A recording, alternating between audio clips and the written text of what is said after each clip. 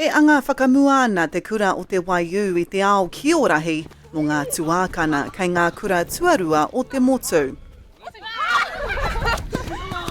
I tērā tau I tata Engari kaore I eke I te Whiringa Toa kia Wainuiomata, I wai anō he tau hau, he whāinga hau tā te kapa. Ko te whāinga nui kia toa mātou, kia whakahoki mai te metara kaura.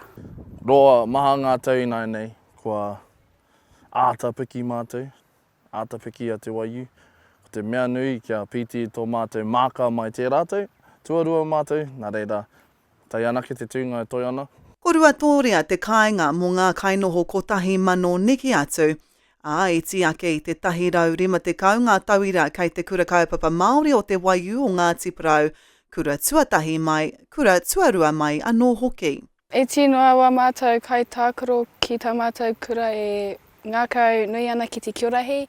Ahakoa he kura iti tēnei no tētahi hapori iti, a tonu ngā tohu tiketike kua eke I a rātou.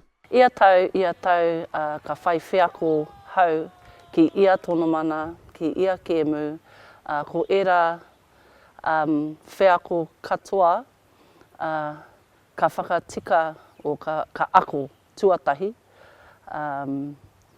Tēnei tau ka whakaro kua rite rawa, engari kāre hapa ka tae atu ki reira, ka ako tētahi mea hau anō. Ko etahi o ngā kaitākaro o tēnei kapa kua piki ake I te kapa teina I toa I te rātou, me o rātou whiako toa.